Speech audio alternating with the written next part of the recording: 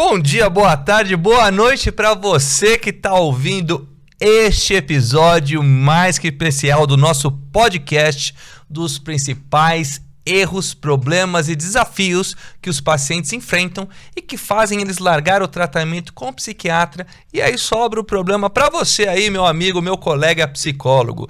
Quando que eles deixam de tratar com um colega psiquiatra e fica só na mão do colega psicólogo com todo o problema para resolver. E para isso, nada mais, nada menos, eu chamo a nossa convidada especial, ela que organizou tudo isso aqui. Quem é você? Quem eu sou? Pera, mas assim, é porque assim, ó, depois que eu fiz 40, eu não sei bem quem eu sou, assim. É isso? A pergunta era simples, qual é o seu nome, Marina? Sim, Marina. O que você faz da vida? Bom, eu tento, né, eu me esforço, pelo menos, pra ser psiquiatra. Sou psiquiatra adulto, sou psiquiatra infantil e me escondo lá em Catanduva. Já ouviu falar, Luiz?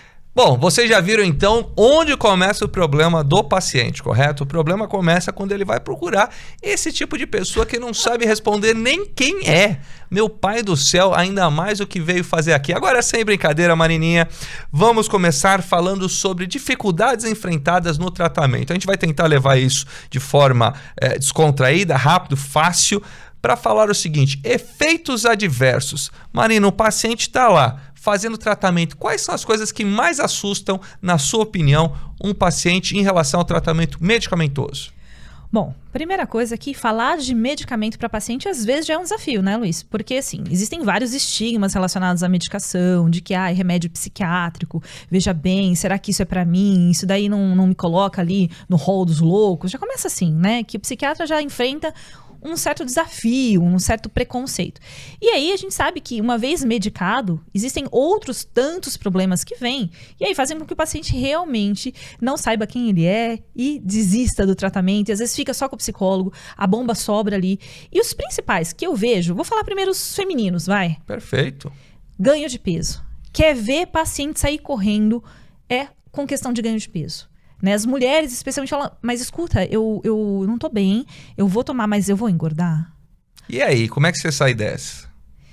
Então, você sabe, né? Eu quase não gosto de fazer piada. Eu digo, olha, depende. Se você tomar o remédio com Coca-Cola, provavelmente você vai engordar. E o paciente já dá uma risada, já quer me matar naquela hora. E aí depois eu brinco, né? E falo, não, tá bom, agora vamos falar sério. Eu digo, olha, existem medicações que são passíveis de ganho de peso e outras não. E eu tô escolhendo aqui uma pra você que tem menos esse perfil. A gente, claro, tem que pensar nisso, né, Luiz? Assim, eu sempre falo, se vem aquela blogueira fit no meu consultório, tá deprimida, vou lá prescrever um antidepressivo pra ela. Se eu escolher uma droga que engorda, e a gente sabe disso, tem medicação que engorda, sei lá, 5, 6 quilos, ela vai me detonar, né? Lá no Insta dela, eu tô morta, não vou atender nunca mais ninguém. Lá, com razão, né? Com razão, 5, né? 6 quilos é sacanagem, né? Pois é. E aí, então, assim, eu não posso fazer isso, porque senão vão me detonar e eu vou detonar com ela também. Agora, se eu pego uma velhinha lá, uma senhorinha que tá precisando, que perdeu 20 quilos por causa da depressão, ela vai me amar quando eu der esse mesmo medicamento. Então, assim, a gente tem que, claro, ter um raciocínio ali em cima disso. Mas, em geral, eu digo, olha, né, tudo depende também da mudança de estilo de vida que você vai fazer, e a gente tem que propor isso para os pacientes. Eu faço esse trabalho de conscientização. Olha, vamos falar sobre dieta, vamos falar um pouquinho sobre exercícios físicos, então isso ajuda. Mas eu também digo, olha, a minha escolha vai ser uma escolha mais tranquila nesse sentido. Eu acho que você deve fazer o mesmo. Como é que você age, assim? Exato. Então, quando a gente pensa em ganho de peso, a gente pode dividir medicações que são muito ruins, medicações que são neutras e medicações que potencialmente podem até ajudar na questão do ganho de peso. Essas, infelizmente, são a minoria. Pouquíssimas. E a gente, o podcast não é sobre psicofarmacologia específica, aí tem os cursos específicos voltados para psicólogos, mas quando a gente pensa em tratamento, tá? O ganho de peso ele acontece principalmente com as medicações que a gente chama de neuroléticos de segunda geração. Os antipsicóticos não funcionam só para psicose, né? Então lembrar que eles são usados para tratamento de depressão como potencializador, tratamento para transtorno bipolar e tratamento também para esquizofrenia. Esses são os principais grandes usos. Essas medicações são muito efetivas, porém elas podem dar ganho de peso. A gente tem algumas mais famosas do que outras, como olanzapina e clozapina, mas nem todas elas são negativas em relação ao ganho ponderal. E a gente tem que saber também, Má, que tem muita gente, muito laboratório desenvolvendo, né, novas medicações, inclusive algumas combinações, por exemplo, com a própria olanzapina, para diminuir o ganho de peso dela. Então, assim, a gente sabe que isso é um problema, a gente sabe que isso faz abandonar tratamento, e aí um cuidado, uma ajuda que o colega psicólogo pode dar nessas horas é exatamente auxiliar o paciente a conversar com o médico, porque às vezes ele fica inibido, né? Ele tem o ganho de peso, aumenta o apetite, não reclama, não fala e faz o quê? Abandona. E isso é muito interessante que você está falando, porque o paciente, ele tá com o psicólogo toda semana, às vezes 2 vezes na semana. E com a gente ele vem o quê? 1 vez por mês, no máximo, né? Até mais espaçado, né? Quando muito. Então, é importantíssimo que o psicólogo também possa estar atento a esses efeitos colaterais, conhecer isso, e às vezes dizer para o paciente, olha, calma lá, né? Vamos conversar com o médico, vamos dar uma ligada, vamos ver, vamos, né, saber, porque existem medicações que não causam ganho de peso, e às vezes o paciente está ansioso por outra razão, ou está passando uma fase difícil, está exagerando, ou tem um outro diagnóstico relacionado a alguma compulsão, por exemplo, e aí vai pôr a culpa no pobre do remédio. Então tem tudo isso também. Então é importante que a gente possa distinguir uma coisa da outra e não abandonar o tratamento por isso. Por quê? Porque aí a coisa complica, né? Além do paciente não melhorar, vai procrastinando um benefício ali que você teria antes. E agora lembrou bem, eu acho que vale a pena a gente fazer depois um podcast só sobre transtorno e compulsão alimentar, que é um dos diagnósticos menos dados e mais prevalentes, né? Então, o comer compulsivo, que são aquelas pessoas, aí a gente não pode confundir com a medicação, que eles comem uma quantidade exagerada de calorias num curto espaço de tempo que outras pessoas normalmente não comeriam, e isso normalmente vem com a culpa e com a sensação de perder o controle.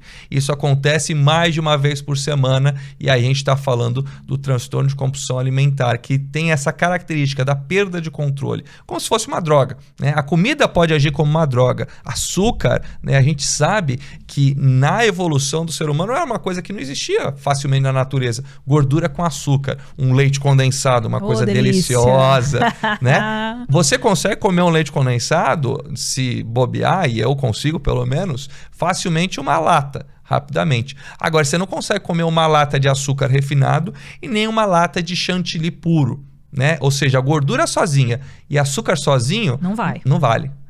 Agora, essa mistura que a gente brinca, essa mistura realmente é do capeta, né? É uma coisa realmente delícia e que faz a gente perder o controle. Então, por favor, pessoal, não confunda o efeito adverso de aumento de apetite com transtorno de compulsão alimentar, que é uma comorbidade e também precisa ser tratada, certo? E, aliás, vou contar um segredo aqui. A gente já tem esse podcast marcado. Quem vai vir conversar com a gente é o Dr. Daniel Martinez, vai falar só sobre isso. Você adivinhou? Daniel. Então, Daniel, um grande abraço para você. Eu sou um admirador do seu trabalho, muito legal. Somos. Agora, vamos falar então sobre um segundo efeito adverso. Tanto homens quanto mulheres vêm se queixando desse problema, que é disfunção sexual. Então eu vou falar de várias formas de disfunção sexual. A gente pode ter a disfunção erétil, que é o que a gente chama de brochar, né? A gente pode ter a disfunção no orgasmo, que é a dificuldade de atingir o clímax, no homem e na mulher, que pode chegar até algo que a gente chama de anorgasmia. Zerou, acabou. Zerou, tem nada. Isso são dificuldades, então, na ereção, na mulher, na lubrificação, nos dois, no orgasmo, no homem, na ejaculação, e um outro que é muito mais comum, que é qual? Desejo diminuído. Reduz total. Muita gente brinca, a Luciana Sarin, que era minha professora durante a graduação, ela brincava que muitas vezes a gente transformava os pacientes em eunucos felizes, né? Ou seja, tá ótimo, passou a tristeza, passou a angústia, passou os sintomas depressivos ansiosos, mas, porém, todavia, contudo, o paciente não tinha mais desejo sexual para ter relação. Então não era nem problema às vezes da ereção, não era problema da lubrificação, do orgasmo, mas a falta completa do drive, da vontade, daquela energia para ir procurar. Virou freira, ou padre, ou o nome que você quiser dar, que pregue a castidade. Agora, vamos lá. E uma coisa importante, não existe virtude sem desejo, né? Ou seja... Gente, não para tudo. Olha esse filósofo. Exatamente. Então, a castidade só é castidade se ela for acompanhada da vontade de ter relação. Ou seja, simplesmente não ter desejo e não ter relação não é nenhum esforço. Agora, vamos lá.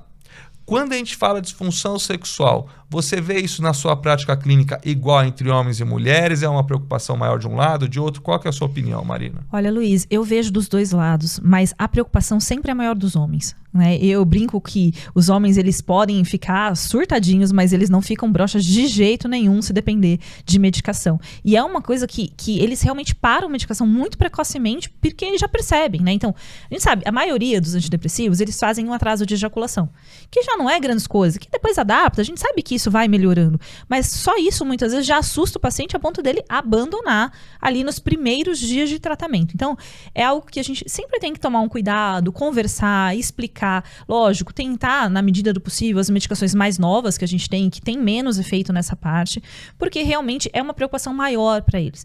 Eu vejo muito no consultório as mulheres dizendo, olha, eu tolero isso. Tudo bem, se eu não tiver com muita vontade de ter relação, ou se o meu orgasmo não tiver lá essas coisas, eu tolero. Eu vejo que as mulheres têm mais tolerância, talvez culturalmente, né, já seja dessa forma, mas para os homens a coisa pega pra caramba. Então eu observo assim que eles param o tratamento mesmo e falam, não tomo, mas não tomo de jeito nenhum. E aí eu acho que um ponto importante para a gente ressaltar é como é que é o ciclo normal da sexualidade do ser humano. Tá? Então a gente começa com o desejo, com a libido, com a vontade. Isso caminha para excitação sexual, no homem a ereção, na mulher a lubrificação vaginal, vai para o orgasmo e depois o tempo de resolução até a próxima vontade. No menino de 15, 16 anos, o ciclo completo entre ter a ejaculação e ter o desejo novo pode demorar 5 minutos. Sim. Num homem de 70 anos, é esperado que possa demorar até 72 horas. O que quer dizer isso? Que num homem de 70 anos, é esperado que sim, ele tenha uma vida sexual dita normal, porém, o delay entre uma relação e outra é maior, independente de qualquer medicação. Então, dependendo da fase onde essa medicação é inserida, ela pode chamar mais ou menos a atenção. Agora, qual que é o grande problema? Muitas vezes, a gente soma um problema farmacológico nosso, do psiquiatra, para um problema para você, colega psicólogo, que é a ansiedade de desempenho. E muitos vão procurar vocês, colegas, por conta disso. É muito mais fácil alguém procurar um psicólogo do que um psiquiatra, por conta do estigma, com certeza, né, da dificuldade. E aí o que acontece? A pessoa tem um homem que está tendo relação e ele se baseia muitas vezes num desempenho sexual que não é real, né? De ator pornô, de outras coisas que não são o mundo real do dia a dia, né? E aí ele se baseia em pessoas que estão usando medicação para ereção, medicação para retardo de ejaculação, estão no set de filmagem, gravam 10 mil vezes, né? Então tem uma série de coisas. E aí aquela é a base que o adulto jovem tem. E aí ele começa a ver que algo não está legal, que a ereção não está bacana, que o desejo não é grande coisa. E aí, às vezes, parceiras, cada hora uma, parceiros e parceiras diferentes, pressão social por desempenho. E aí que começa a acontecer? Libera adrenalina, aquela adrenalina, né, dá mão gelada, dá tremor, dá disfunção erétil, então perde a ereção ou ejaculação precoce, e aí começa aquele ciclo. Tá com medo, deu errado na segunda-feira, ele já vai para terça-feira pensando que vai dar errado. O que acontece depois de um tempo? A disfunção vem. E vem feio, né? E vem de uma forma intensa. E aí vem muito mais aqui, né? Totalmente. Muito mais aqui do que um problema físico. E se essa pessoa tiver, ao mesmo tempo, sendo medicada, a culpa é do remédio. Exato. Né? Então, a culpa recai sobre o remédio. Outra coisa, Luiz, que recai muito, às vezes a pessoa tá numa relação desgastada, tá num casamento ruim, tá com dificuldade, toma remédio. Aí a disfunção sexual aparece, que na verdade ela já estava ali. Só que aquilo vem à tona, porque você já sabe, bom, tô tomando medicamento, já ouvi falar que causa, e na verdade você começa a prestar atenção a algo que você não estava prestando atenção. E essa disfunção, ela já existia porque o relacionamento tá ruim, e aí a culpa também, mais uma vez, recai sobre a medicação. E aí o que o paciente faz? Abandona o tratamento, fica lá só na terapia, e muitas vezes a terapia emperra. Por quê? Porque está precisando de um apoio farmacológico. A gente sabe disso. A gente sabe que o trabalho conjunto é 1000 vezes melhor do que o trabalho isolado. Exato. Então, todos os estudos hoje apontam que o tratamento farmacológico sozinho é pior que o tratamento combinado, e o tratamento psicoterápico sozinho é pior que o tratamento combinado, principalmente quando eu estou falando de quadros moderados, graves e muito graves. Quadros leves, aí é uma diferença onde a psicoterapia tem uma vantagem sobre a farmacoterapia. Sim. Então, no tratamento de depressão leve, essa é a exceção da regra. Os tratamentos antidepressivos não têm um efeito bem definido na literatura em quadros leves. E aí é mudança de estilo de vida, né? Uma atividade física, psicoterapia, né? Mudança de mindset, o nome que for. Ou seja, você tem uma série de alterações que podem dar um resultado melhor do que a farmacoterapia. Por que eu acho tudo isso importante para você entender? Porque a gente tem que separar o joio do trigo. Ou seja, quando eu vou numa primeira consulta, muitas vezes eu faço questão de chamar o parceiro, a parceira na consulta, falar daquilo que é normal que aconteça, tanto de questão de peso, questão de aumento de apetite, questão sexual. Por quê?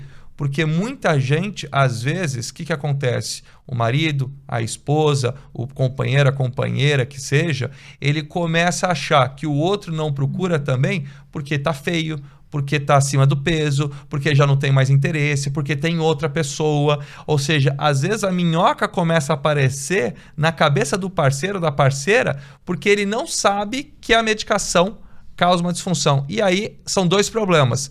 É uma pessoa desconfiada do outro, o outro querendo provar para si mesmo que está tudo normal e está funcionando e não está. E aí o que acontece de novo? Disfunção sexual. Disfunção sexual, abandono de tratamento. Bem lembrado, porque realmente isso acontece muito. Alguns pacientes fazem uso da medicação bonitinho, correto, percebem essa disfunção sexual e o parceiro não entende. Às vezes até você explicando que é um efeito colateral, o parceiro às vezes fica nessa desconfiança. Pô, mas não é possível, o que está acontecendo? Será que tem outro? Será que está fazendo alguma coisa errada? Isso é muito comum mesmo. Eu observo e a gente conversa, a gente tenta fazer a psicoeducação e é legal também que vocês possam fazer isso com os pacientes de vocês junto com a gente. Por quê? Porque é um reforço, né? Cada vez que os profissionais falam, isso toma corpo, isso toma força. Porque, poxa vida, gente, o tratamento, ele normalmente tem começo, meio e fim. A gente tem que pensar nisso, né? A gente tem que priorizar a saúde mental em algum momento. Então, isso é muito, muito legal que você lembrou. Realmente acontece bastante. Bom, e agora a gente pode passar para o terceiro maior problema dentro do tratamento, principalmente com os ditos antidepressivos, né, as medicações que estão no tratamento de depressão, que é um problema chamado anedonia ou embotamento, ou sensação de que está flat, que está blasé, que o mundo está cinza. Ou seja, o camarada não está triste e nem está feliz. Ele está apático. Tanto faz como tanto fez. Exatamente. Isso é comum de se ver, Marina? Muito comum, Luiz. Eu vejo bastante, não sei como é que é a tua prática, mas eu vejo bastante. Os pacientes falam dessa forma, eu tô melhor, eu não tô mais triste, eu não tô mais detonado igual eu tava. Só que é o seguinte também, tanto faz, parece que pra cima e pra baixo é a mesma coisa. Eu escuto coisas desse tipo, assim. E os pacientes, às vezes, começam a se sentir incomodados, porque falam, poxa, eu não era apático desse jeito, agora eu tô assim, sabe, meio morno demais. Você escuta algo assim também? Então, é a sensação de que você vai no stand-up e não ri, vai no velório e não chora. Né? Boa. Então, você fica naquela sensação de que você plastificou o seu afeto, de que ele está regulado no meio. Qual que é o problema disso? Isso é melhor que a depressão e que a ansiedade? Com certeza. Perto da ansiedade e depressão é melhor. Só que isso tira o colorido da vida. E isso é um efeito farmacológico que acontece muitas vezes nos tratamentos ditos serotonérgicos. As medicações que principalmente aumentam só esta monamina chamada serotonina, esse neurotransmissor. Deixa eu lembrar aqui quais são, né, pessoal que está escutando a gente: fluoxetina, sertralina, citalopram, escitalopram, fluvoxamina e paroxetina, gente. Esses são os campeões aí que mexem especificamente com a serotonina. Exatamente. São chamados inibidores seletivos de recaptação de serotonina. Não que isso não aconteça também com os que a gente chama de duais, venlafaxina, duloxetina, né, desvenlafaxina. Isso pode acontecer com multimodais, pode acontecer com outras classes, mas ficou famoso com os inibidores seletivos. Tá? E qual que é o problema? Qual que é a explicação simplista, mas que pode ser uma possível via de explicação do porquê isso acontece? Quando a gente aumenta muito a serotonina na região ali do sistema límbico, na região de modulação de afetos, eu posso ter um desbalanceamento, uma diminuição de dopamina em outras áreas do cérebro, por exemplo, córtex pré-frontal. Então, eu melhoro de um lado, pioro no outro, e isso faz com que eu não tenha um afeto positivo. Então, a gente tem que dividir o tratamento em duas coisas. Eu diminuir o afeto negativo, tristeza, angústia, mal-estar, aquele aperto. Isso as medicações fazem bem, mas às vezes elas não melhoram o afeto positivo, a felicidade, o bem-estar, o prazer, o colorido.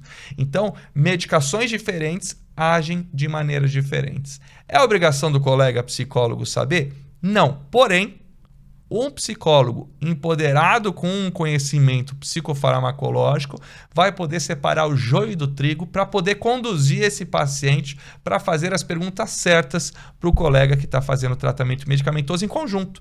Por quê? Porque é o que você falou, um tratamento em conjunto onde o psiquiatra conversa com o psicólogo é bom para todo mundo, é bom para o psicólogo, é bom para o psiquiatra e principalmente para quem? Principalmente para o paciente. Exatamente. Se ele consegue observar que isso está acontecendo, ele pode, inclusive, entrar em contato com o médico e, de repente, a gente pode mudar a medicação, pode tentar uma outra abordagem e o paciente realmente ele fica melhor, né? Ele não vai ficar naquela coisa pacífica. Tá bom, não tô triste, mas também não sinto nada. Pô, peraí, não dá, né? A gente não quer isso. Exatamente. Então, eu tenho antídotos farmacológicos possíveis para isso ou muitas vezes tem que fazer a troca Sim. de medicação. Ou às vezes já está no período de desmame, o paciente já está bem há muito tempo e eu posso até pensar eventualmente na retirada gradual com a indicação médica dessa medicação. Eu acho que dessa forma, né, esses 3 efeitos adversos comuns, eles fazem com que no longo prazo os pacientes não tenham adesão. E aí a gente pode falar rapidamente o que no curto prazo faz o paciente não tomar mais a medicação. Ou seja, Boa. aquela primeira e segunda semana rapidamente. Então vamos lá. A gente pode falar de sintoma gastrointestinal, a gente pode falar de tontura, Agitação, ansiedade, dor de cabeça. Então vamos começar falando o seguinte. Sintoma gastrointestinal. Então dor de barriga, diarreia, náusea, vômitos. É comum no tratamento? bastante comum. E é importante a gente avisar o paciente, olha, isso pode acontecer, mas é autolimitado, vai durar aí alguns dias, no máximo estourando aí 2 semanas. E por que isso? Porque a gente não tem só serotonina no cérebro, que é onde a gente quer mexer, na verdade. A gente tem bastante serotonina no intestino. Eu falo isso, inclusive, numa das aulas que eu dou sobre antidepressivos.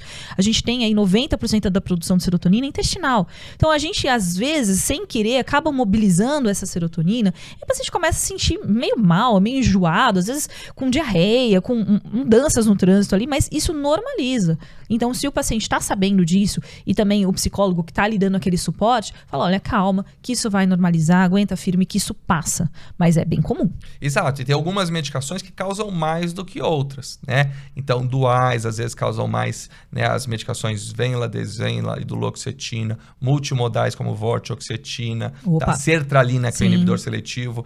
Todos eles causam, mas esses às vezes causam um pouquinho mais no começo. E falando para o paciente, primeiro, ele não vai achar que ele está intoxicado, que ele está com uma medicação, a dose está muito alta, ou seja, é um ajuste que vai passar. E a gente tem que lembrar que esses sintomas não são só periféricos, eles podem ser centrais. Então, o enjoo pode vir, como você falou, né, da serotonina periférica nos sintomas Sim. gastrointestinais e pode vir também do centro do vômito do cérebro. E aí a gente tem medicações que diminuem, por exemplo, náusea, por exemplo, se a gente fala da mirtazapina. A mirtazapina ela tem um mecanismo que a gente chama de antagonismo de 5-HT3, que é um receptor de serotonina parecido com o que é um da Centrona, o Vonal, o Zofran, né? Eles fazem com questão de antiemético. Então, tem medicações que pioram e tem medicações que melhoram.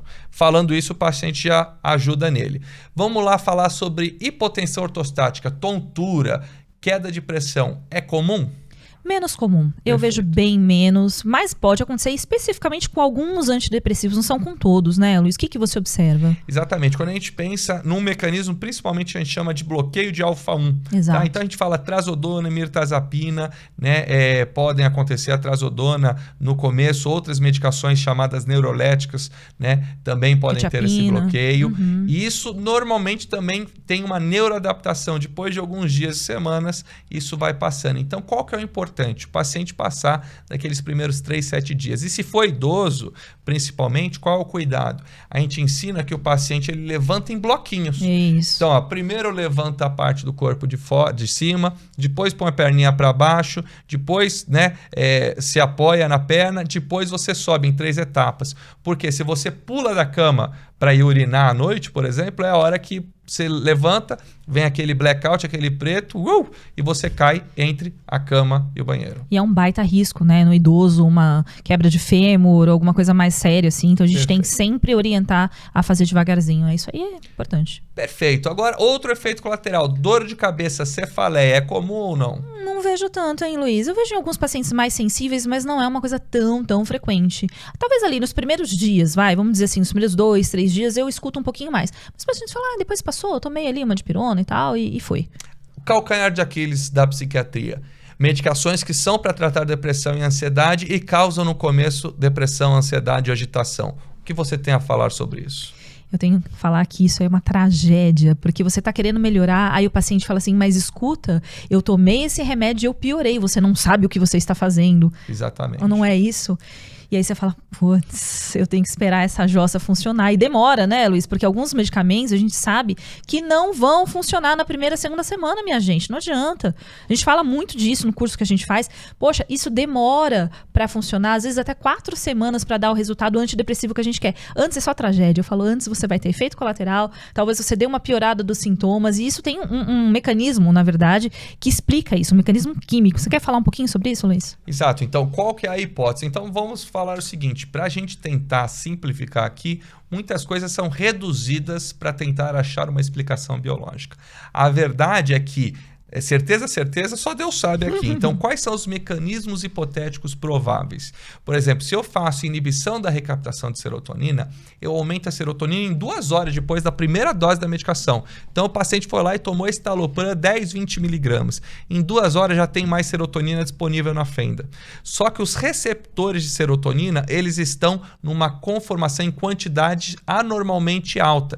Principalmente um deles que chama 5-HT2A. Que é um receptor da família 2A. Esse camarada, quando chove serotonina nele, ele dá ansiedade, o hyperarousal, que é uma sensação de estar ligado em tudo, pode dar mais sintomas gastrointestinais também, pode dar ansiedade, ou seja, ele pode dar tudo ao contrário do que eu quero tratar.